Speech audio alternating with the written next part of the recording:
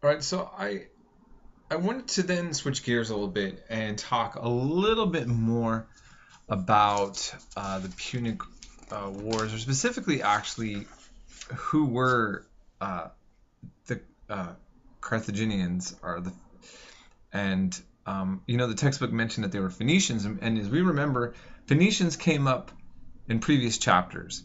So I kind of wanted to actually talk about them more so that you have more of a visual about who these people were, because it didn't really clarify that, although it mentioned them to be a significant step into the rise of Roman power, I guess we could say.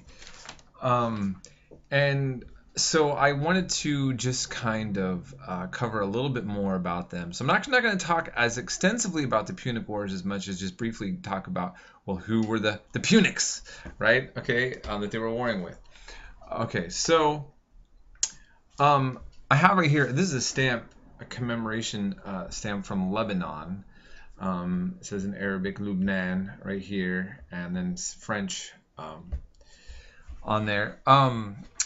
That's due to the French colonial occupation, by the way, that comes later on, but that's another topic. Um, but here, this character is depicted with the Phoenician script, right? So, if you remember, they were an ancient Semitic civilization centered on the coastline of what is now modern Lebanon. And they were a maritime trading culture. They were thought to have originated from the earlier Canaanite inhabitants.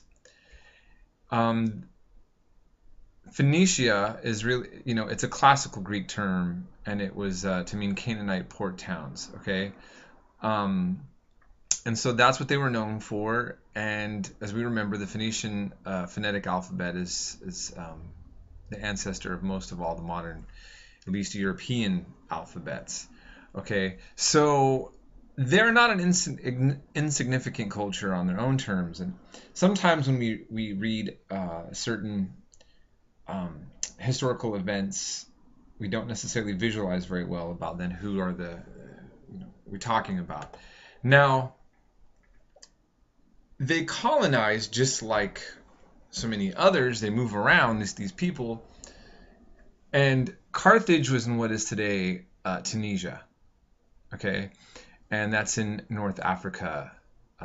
It is now predominantly Arabic speaking and mainly Muslim. Actually, yeah, so just go with that. But okay, so Carthage, a very important city for a long time. And I just kind of sometimes want us to think about the briefness of our own history. I mean, look at here. We have 7th century BCE, and it lasts until the 2nd century. The United States declared independence, what, 1776? And here we are in 2015. Um, I mean, imagine, most of you probably don't think about this civilization. They were around for a good amount of time, wouldn't you agree?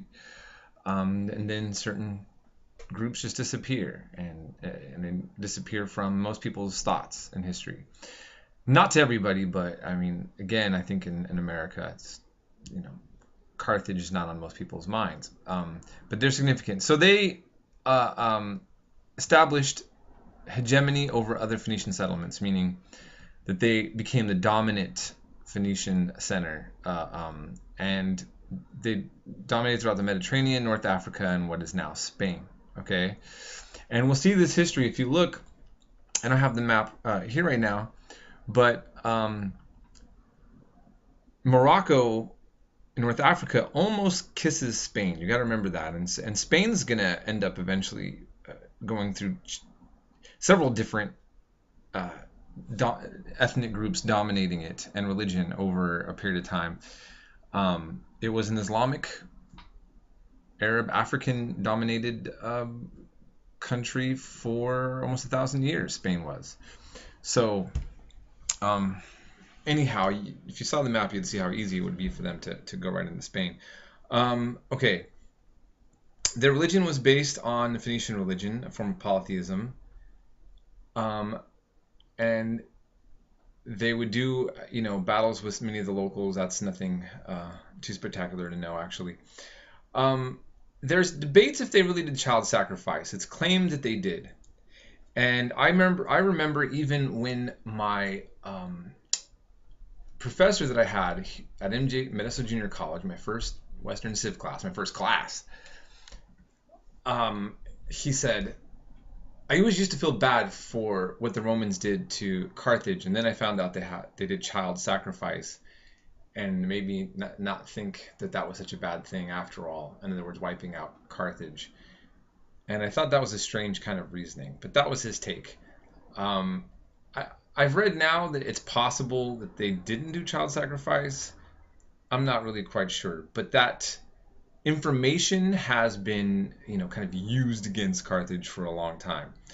And nothing seems more repugnant to people than child sacrifice. But of course, if we remember, even in the Bible story, that the people of land of Canaan were accused of doing terrible things to their children, and then they were told that was so bad that the ancient Israelites were supposed to kill all the Canaanite children. So how it seems to me that it's easy to see that would have been an easy kind of propaganda to just throw at someone you want to dominate. In any case, it's up for discussion. And much of their records were destroyed by the Romans, and so we have limited knowledge about them. Okay, and so now we're going to go on to the Second Punic War, which deals with them. So that's all I really wanted to cover with them right now. The Second Punic War is significant because a character named Hannibal comes into it, who is a very significant, legendary man, who still has captivated the imagination of many people. And in fact, I knew a Middle Eastern man named Hannibal, named after him. He's legendary, like Julius Caesar, like Alexander the Great. He's considered one of the greatest military commanders in history. He was able to march his army into war with elephants, and this kind of added to the whole mystique of this history. He literally took a band of men with these war elephants, and he was able to get across the Alps with them. It's quite mind-blowing. I'm gonna maybe try to get you find a video clip to kind of give you a visualization of what he did. It's pretty over the top. In any case, he did get them over the Alps, which they did not see coming. So the Romans did not see it coming that he would be coming with these big war elephants over the Alps. He occupied much of Italy for about 15 years, but then there was a counter invasion of North Africa that forced him back to Carthage, and he was defeated by Scipio Africanus, as he was known, at the Battle of Zama. And so this whole battle actually, and I always like to try to tie things into modern days. Before Italy's invasion of Ethiopia, many of you might not know that Italy did do that in the World War II times, or still even before.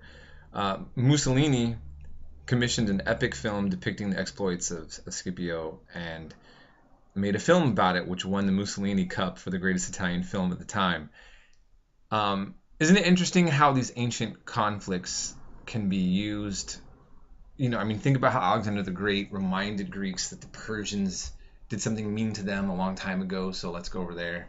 And so, you can conjure up these old historical events and help mobilize people for new military campaigns. It's very interesting, right? Okay, so essentially, also I just want to say, as you saw in the book, that Hannibal is ultimately not going to be successful, even though most of what he did was. And as I just discussed, his legacy is very significant. Okay, so I'm going to